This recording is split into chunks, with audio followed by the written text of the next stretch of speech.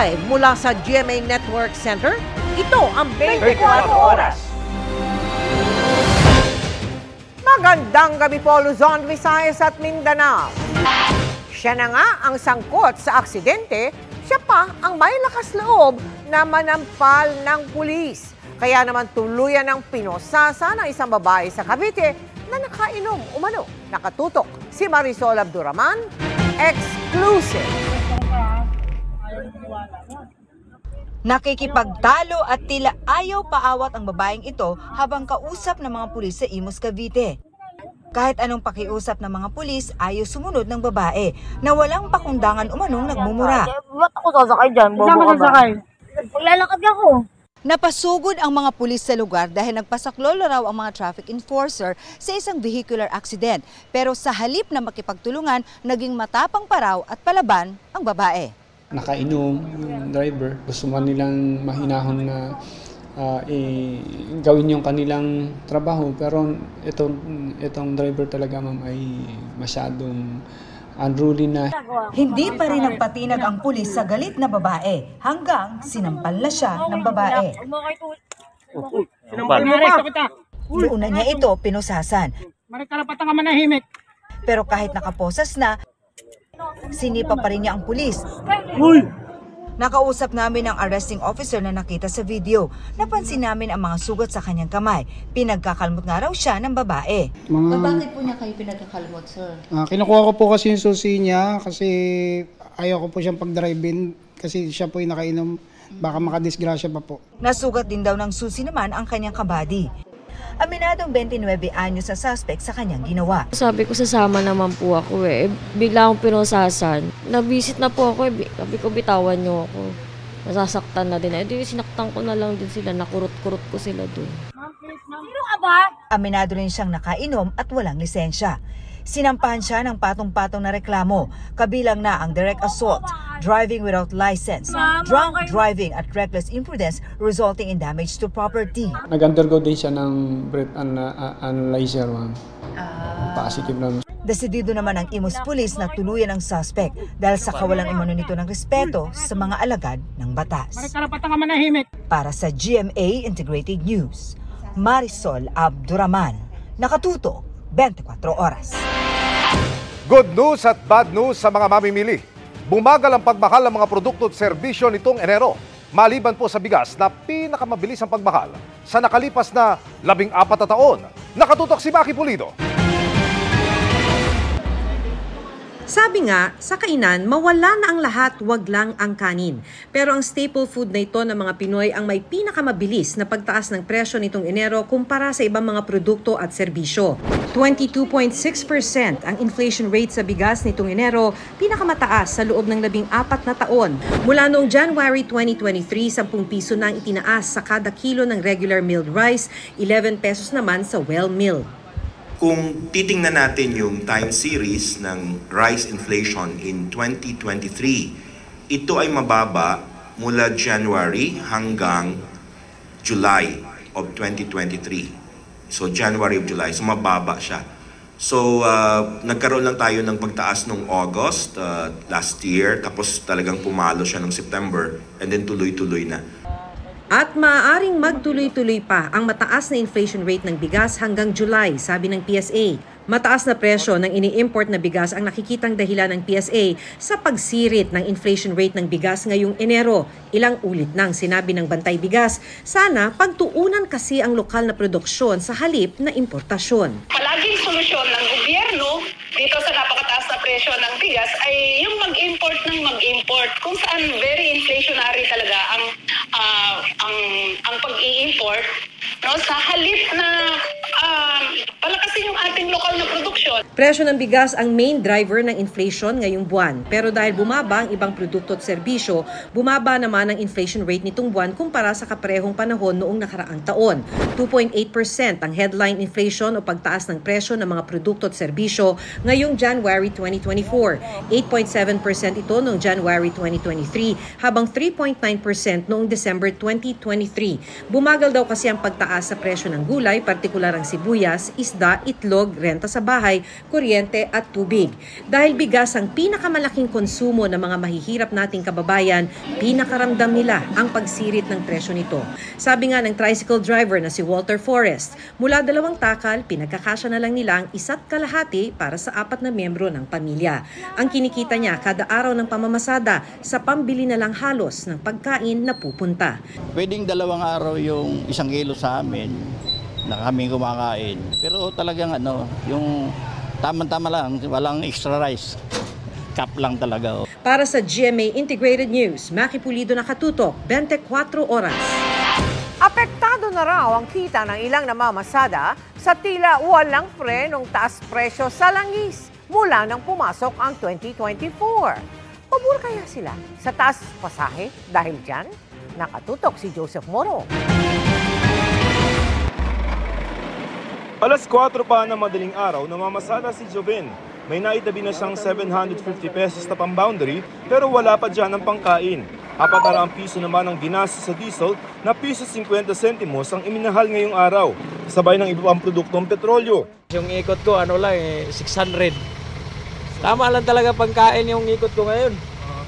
Mas mabigat sa mga driver ng mga minibus sa modern jeepney na mula 2,500 pesos hanggang 2,800 pesos ang ginagastos sa diesel para sa 4 na ikot maghapon. Kaya wala pang 4,000 pisong pang-boundary si Norbert ng aking makausap. Ang pinaka-uwi na lang po namin, sapat lang. Mga pangkain na sa pamilya. Pangkain sa pamilya po.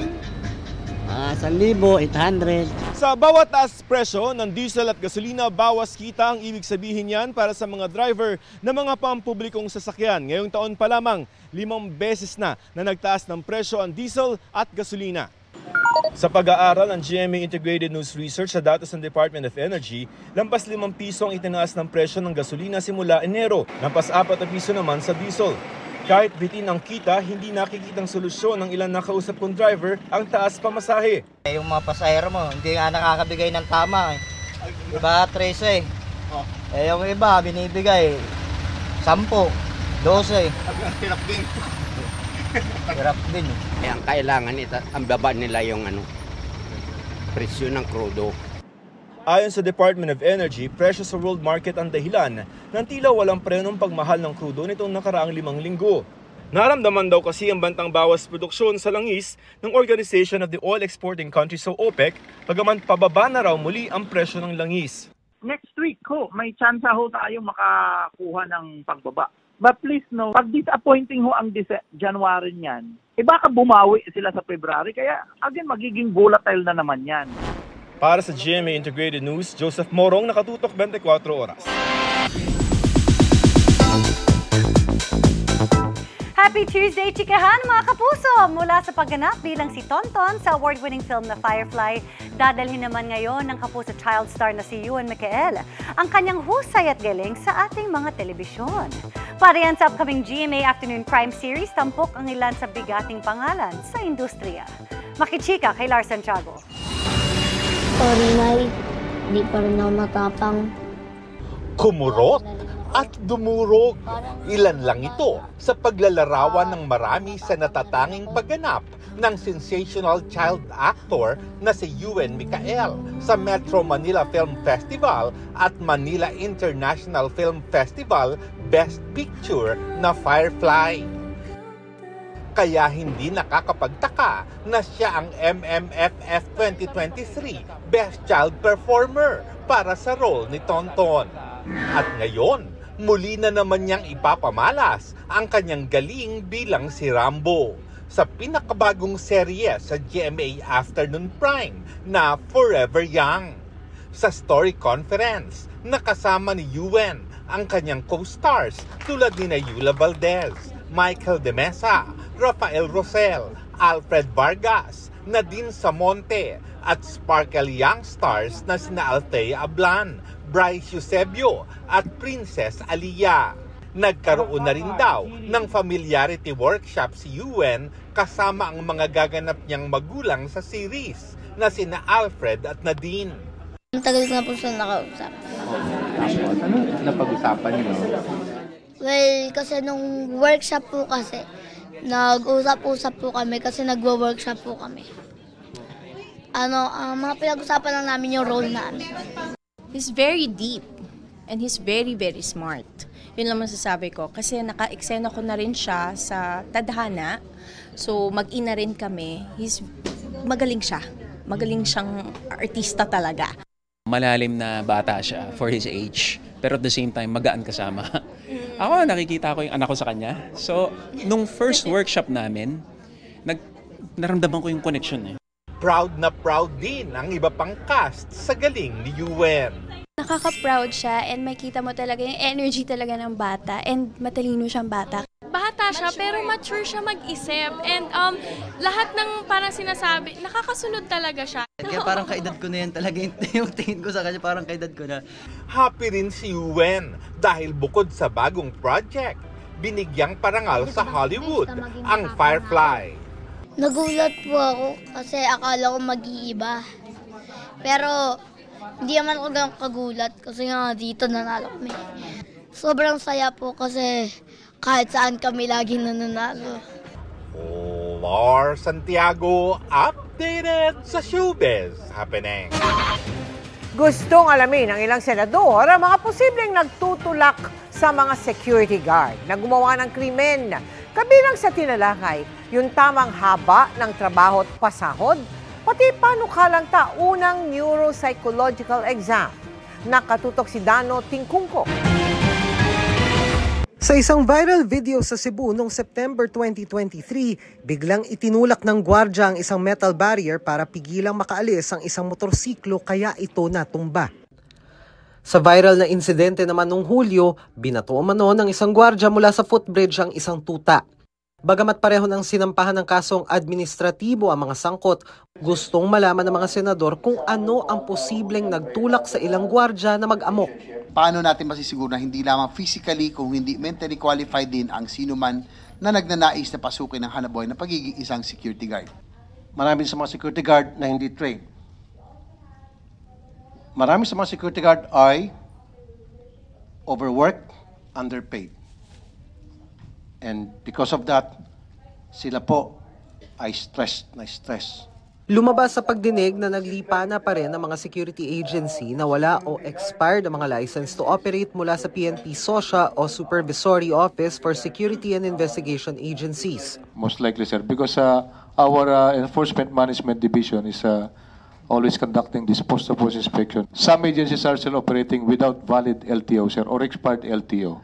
O kaya nga, bakit niyo pinapabayaan yan? We are, for the enforcement side, sir, we are still having these RCSUs to conduct their area post-post inspection. Mahigit 1,000 ahensya na raw ang inisyuhan ng cease to operate. Sinita rin ng mga senador ang mga ulat na may pinapagawang iba sa mga gwardya tulad ng pagpaparking attendant, paglilinis at pagsagot sa telepono.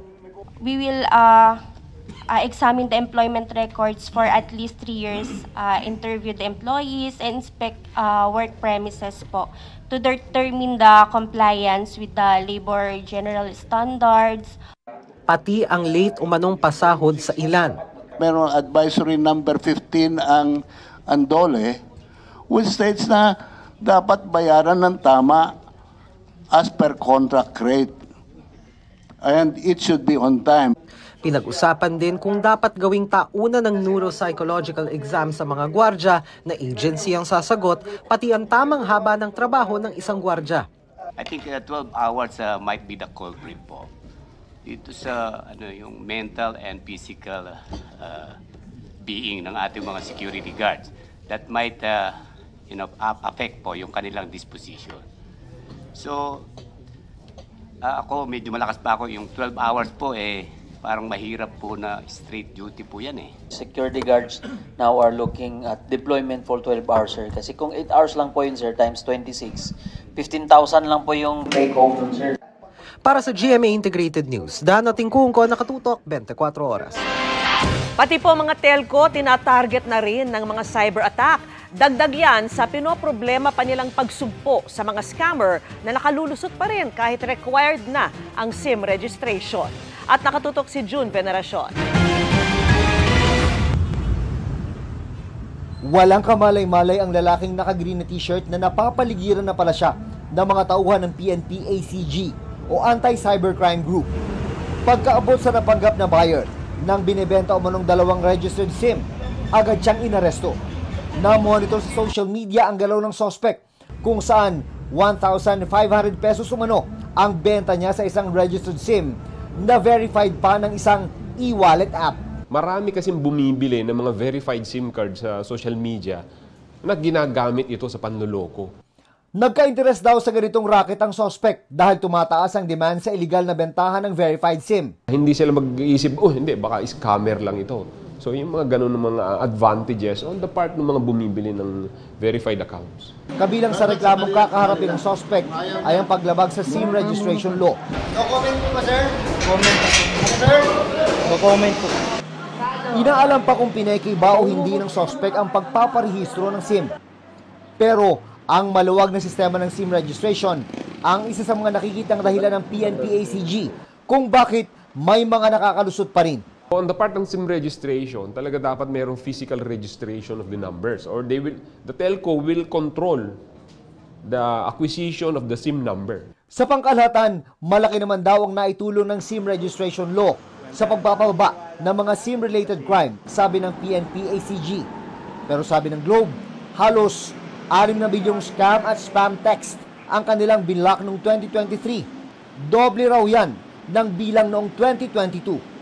Bukod dito, may mga bagong modus na rin ng panluloko ayon sa Globe. May mga scammer daw na gumagamit na ng chat apps at mga illegal device, mga bagay na hindi raw saklaw ng telcos. Kinumpirma ito ng DICT. Ngayon ho kasi nag-i-evolve na yung mga scammers natin. Ang ginagamit na ho nila yung over-the-top services or yung OTTS ho natin katulad ng Viber, Messenger, ibang mga internet-based communication and messaging platform. Sabi naman ng PLDT at Smart, 65 million smishing messages o mga mapanlig lang na text naman ang kanilang na-block. Pero bukod dito, nakaranas din daw sila ng 16 billion cyber attacks na naitala noong 2023 o halos 9,000% na mas mataas noong 2022. Sabi ng Smart, nasa gitna daw tayo ng isang cyber war.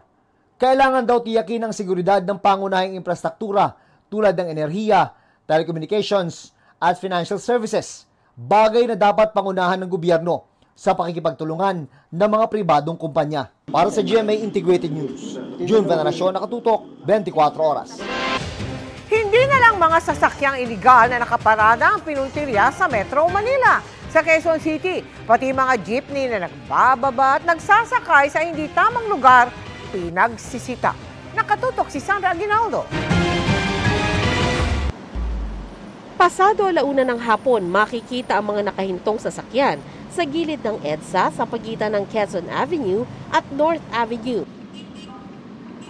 Sabi ng MMDA, bawal ang paghihintay sa masikip na kalsada gaya ng EDSA.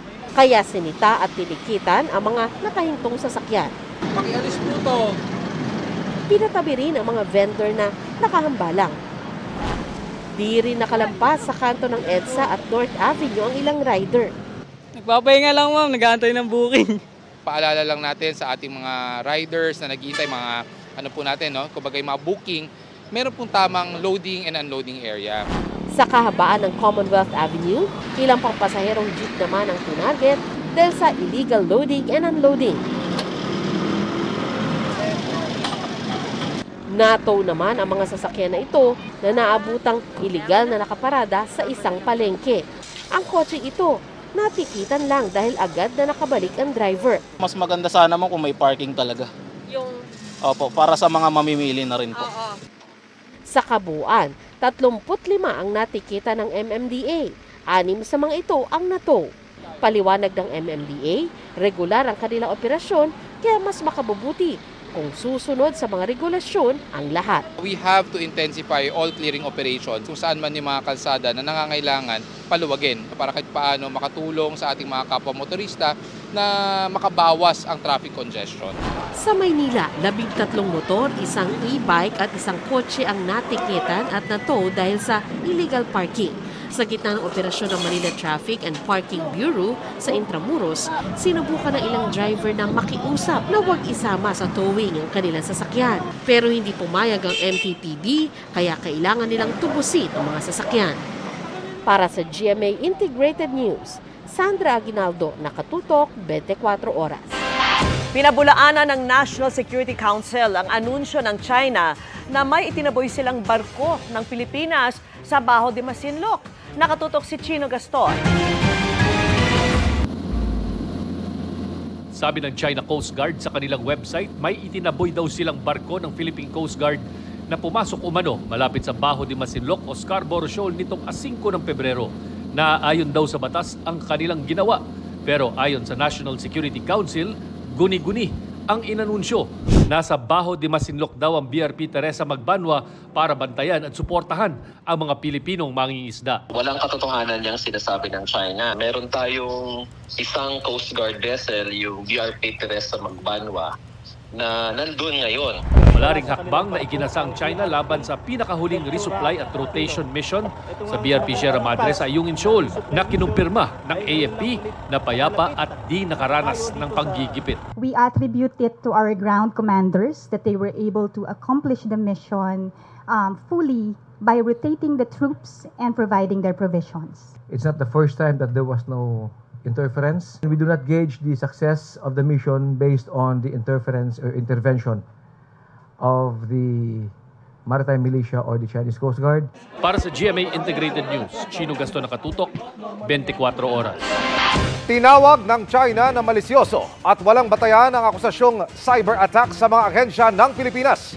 Sabi ng Embahada ng China sa Pilipinas, kontra ang Chinese government at pinipigilan nito ang lahat ng uri ng cyber attack alinsunod sa kanilang batas. Wala raw bansa o individual na pinapayagan na magkasa ng cyber attack at ibang iligal na aktibidad sa China o gamit ang mga infrastruktura ng China. Dati nang nilinaw ng DICT na hindi Chinese government ang tinutukoy nitong nagkasa ng cyber attack. Bagamat na-trace umano ito sa server ng isang Chinese state-owned telecom.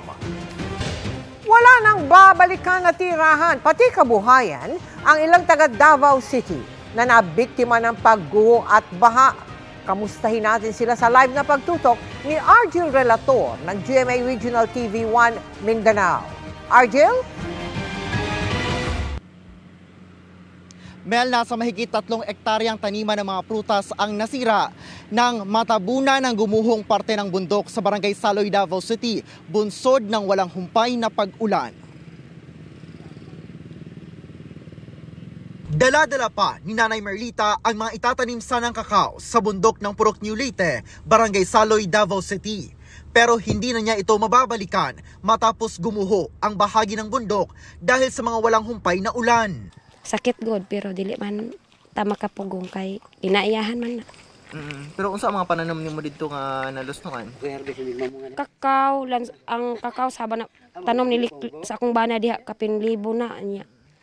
Ang lansonis murag hapit pud na 200, dayon ang lubi sobra gatos na kaysa man naka-hektaryag tunga ang amo ang area. Sa katapat na bundok, tanaw ang lawak ng taniman ng kakao na nakalbo ng pagguho na abot mahigit 3 ektarya. Nadinig pa ni Nanay Elizabeth ang mismong punto ng pagguho noong Enero 31. Hinihintay pa ang assessment ng City Agriculture's Office sa Danyos. Kalit man og kuan buto prog ang anak ko dugdug man siguro. Lain kay akong paminaw oy sus pagkaugma ato sus tanaw na mga alawa gyud pa oy limpyo ang atong kakawan.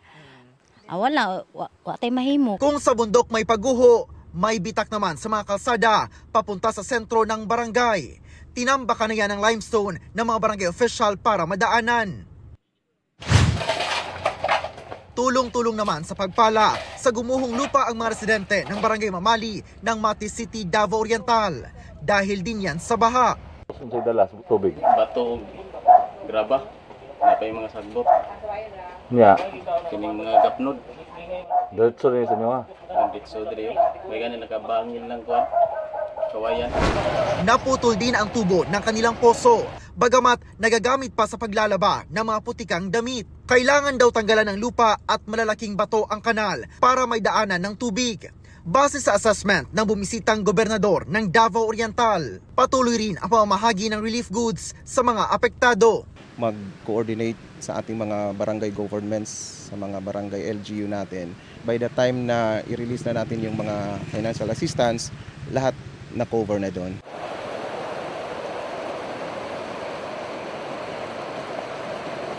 May inaprubahan na ng 20th Davao City Council ngayong araw na isailalim sa state of calamity ay nasa 23 na barangay sa lungsod na apektado ng pagguho ng lupa at pagbaha. Nasa 84 million pesos naman na calamity fund ang magagamit para sa ibibigay na tulong sa mga apektadong residente. Mel. Maraming salamat sa iyo, Argil Relator ng GMA Regional TV1 Mindanao. Mga kapuso, magpapatuloy po ang mainit na panahon sa malaking bahagi ng bansa. Kahit kasi may paunti-unting ihip ng amihan, sa Batanes lang ito umaabot at hindi pa rin halos ramdam. Easterlies pa rin ang nakakaapekto ngayon sa maraming lugar, lalo na po sa eastern section.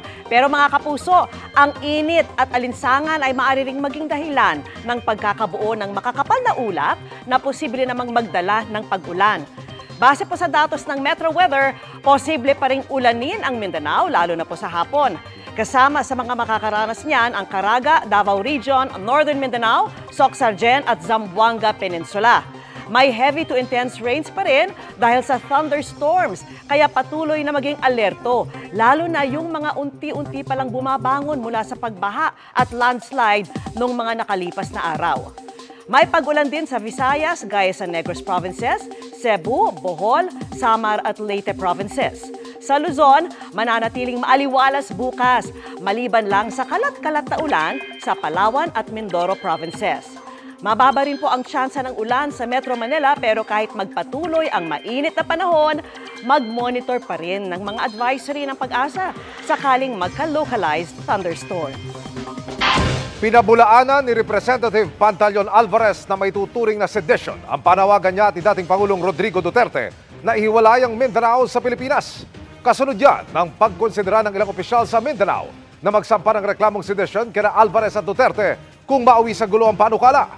Sa pareham ng Super Radio DZBB kay Alvarez, sinabi ni Alvarez na pinag-aralan niya ito at hindi naman daw maituturing na sedisyon ang kanilang aksyon. Basean niya sa definition nito, kailangan ng tumultuous affair o magulong paggamit ng puwersa para nakuto anumang illegal para maituring itong krimen. Pero hindi naman daw sila nanggugulo. Sa gitna niya, naiintindihan naman daw ni Alvarez ang pahayag ng PNP na binabantayan nito ang mga grupong nagsusulong ng secession sa Mindanao.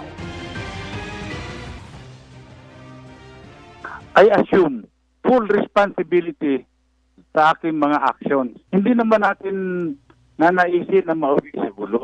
Opo. Kaya nga sinasabi ko, paulit-ulit na kailangan peaceful way ang paggagawa nito. Hindi tayo manggugulo rin.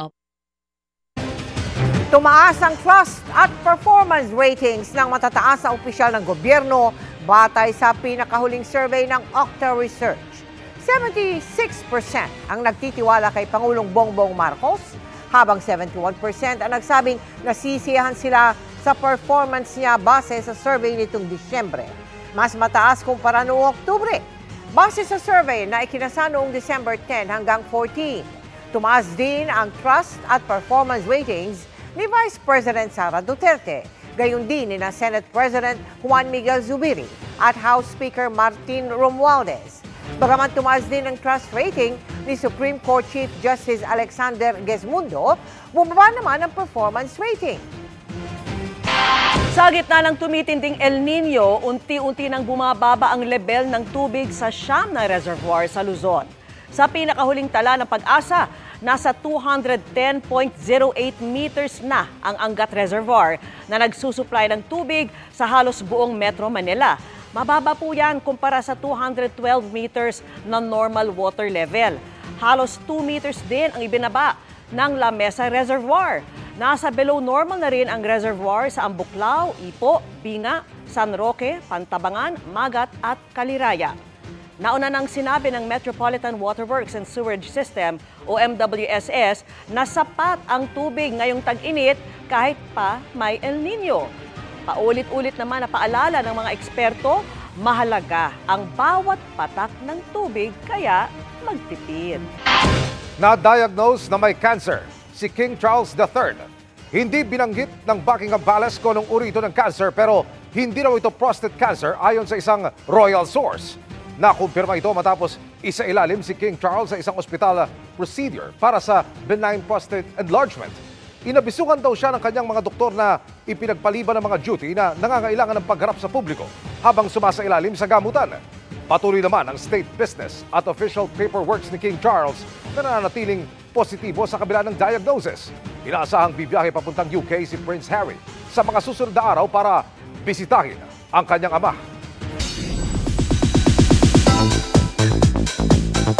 It's a triple celebration para kay Kapusog global fashion icon Heart Evangelista this love month. Ang birthday girl magkakaroon din ng renewal of vows sa mismong wedding anniversary nila ng asawang si Senator Chiz Escudero. Yan ang chika ni Aubrey Carampel. This February 15, 9 years na ang pinag-usapan at kinakiligang kasalan ni Kapuso global fashion icon Heart Evangelista at Senator Chiz Escudero sa Balisin Island. More than 1 week to go bago ang nalalapit na wedding anniversary, tinis ni Heart sa elegant and couture bouquet na ito with caption #ChizHeart Chapter 2 ang renewal of wedding vows nila ng mister. Triple celebration ng araw ito dahil isasabay ang birthday ni Heart at ang Valentine's Day sa Balisin pa rin. Hopefully, this chapter 2 is also a celebration siguro of, our love story and our marriage. A lot of great things are actually happening, so that's just the start of it all. Very intimate ang ceremony na dadaluhan ng kanilang pamilya at malalapit na kaibigan. Magkakaroon din daw sila ng Manila reception. I feel like this time around, my heart is definitely complete. I also believe na, I was 30 when I got married, but it's different now. I know what marriage is now, so it's very meaningful for me. Pero right after ng celebration, biyahing Europe agad si Heart for Milan and Paris Fashion Week. We just roll with the punches and whatever feels natural is what I wear and how I style. But really, ang aking main fixture, syempre, is your skin, your health. Sa pagdalo sa Fashion Week and events, nakikilala ni Heart ang iba pang global artists and influencers. Recently, si South Korean superstar Lee Min-ho sa Bangkok, Thailand. Hindi po ako nahugas ng kamay po. Para lang sa inyong information. Super nice, very approachable. He was very friendly to everyone. And as she turns 39 this February 14, ang kanyang birthday wish. Really, number one is good health for me and everybody I love that surrounds me. Aubrey Carampel, updated sa showbiz happenings. Marami ng high-tech ultimo sa panloloko, kaya mismong mga tech company na ang gumagawa ng paraan para hindi kayo mabiktima. Ang ilang tips sa pagtutok ni Mariz Umali. May mga nambubudol pa rin gamit ang bagong roaming number ng nagpapakilalang kaibigan daw at humihingi ng load. Meron pang nagkamali raw ng padala ng load, kaya pinapasauli ito sa kanyang GCash account. O nag-aanunsyong nanalo ka ng premyo na makaklaim sa link kahit walang sinalihang contest. Meron pa ang email na mukhang galing sa sarili niyong bangko at hinihingi ang inyong buong pangalan at credit card details. Lahat yan, scam lang. At ang madalas daw biktima, may kapasidad na magkaroon ng malaking savings. So ang mga senior, ang mga retiree, yan. Tapos ginagamit nila minsan yung pagiging mag-isa ng mga retiree at mga senior sa buhay. Di ba yung kalungkutan, ginagamit nila yon. Naglipa na nga ito at mas nagiging mahirap na rin daw ma-detect habang mas nagiging sopistikado ang teknolohiya. Kaya mga tech company patuloy na humahanap ng mga solusyon para protektahan ang mga kababayan natin online. Isa na dyan yung passkeys, paggamit ng fingerprint o yung Face ID, para po makapag-login tayo sa mga account natin. Ito po ay nakalagay sa inyong device, kaya po ito ay mas ligtas. May mga libreng chatbot na rin na pwedeng kausapin at hinga ng ideya kung paano mas magiging ligtas online. Pwede natin gamitin si Google Bard. Ang AI nandiyan na yan. Kailangan na nating yakapin. Nasa mga kamay natin kung paano natin ito magagamit ng tama. Kaya ngayon pa lang, panalo ang may alam. Nagpaalala rin ang mga tech company na bantayan ang mga senyales ng scammer. Kapag madaling trabaho, pag nangako ng kikita ka dito ng mabilis, ng malaki, investment scam. Pag nag-invest ka dito, lalago ang pera mo. Pag-ibig, yung mga taong nangangailangan at naghahanap ng makakatuwang sa buhay, ginagamit din ng mga scammer yan para makabiktima. Dapat daw, laging safe. Ibig sabihin, S. Secure your account with passkey. A. Avoid suspicious links. F. Fact-check information. At E. Educate. Para sa GMA Integrated News, Mariz Umali nakatutok, 24 oras. Matapos ang ilang araw ng bulong-bulungan, dumagdag na si King of Talk, Boy Abunda, sa mga nagsabing hiwalay na nga sina Kapuso actress Bea Alonzo at Dominic Roque. Ang detalye niyan, alamin sa chika ni Aubrey Carampel. As we talk today, yes, hiwalay po si Dominic at saka si Bea. Sa Fast Talk with Boy Abunda kanina, ibinahagi ng King of Talk ang mga nakuha raw niyang impormasyon mula sa isang source, kaugnay sa breakup ni Bea Alonzo at Dominic Roque. Sinusuyo ba si Bea? Are they still trying to talk? Siguro. As a matter of fact, from good sources, ay kagabi o nung isang gabi lamang ay nag-usap muli si Bea at saka si Dominic. They're trying to understand each other. Magkakabalikan ba ito? Tatagumbay ba sa panunuyo si Dominic or sila ni Bea? We don't know.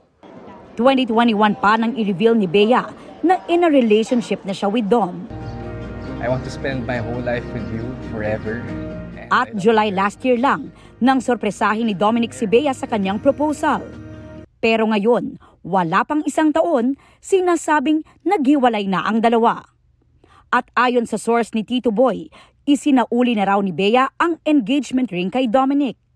Bago nito, napansin na rin ng ilang netizens sa IG post ni Bea na hindi na niya isinusuot ang kanyang engagement ring. I think kung tama ang aking source, Bea ay isinuli na ang kanilang engagement ring.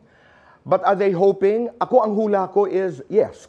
Noong nakaraang buwan lang, isinare pa ni Bea sa Instagram ang Japan trip niya kasama si Dominic. The narrative is not about Bea ang problema kaya sila naghiwalay. Si Bea gusto ma-save ang relasyon na ito. Si Bea wants this to work. Kung magkaayos man daw ang dalawa at matuloy pa ang kasal, sabi ni Tito Boy, sigurado ako, pag nagkaayos si Bea at si Dominic, no wedding is going to happen this year. Wala pang pahayag sina Bea at Dominic kaugnay rito. Aubrey Carampel, updated sa Showbiz Happenings. And that's my chika this Tuesday night. Ako po si Iya Arellano. Miss Mel, Miss Vicky, Emil. Iya. Salamat sa iyo, Iya. At yan ang mga balita ngayong Martes. Ako po si Mel Tiangco. Ako naman po si Vicky Morales para sa mas malaking misyon. Para sa mas malawak na paglilingkod sa bayan. Ako po si Emil Sumangil. Mula sa GMA Integrated News, ang News Authority ng Pilipino. Nakatuto kami 24 oras.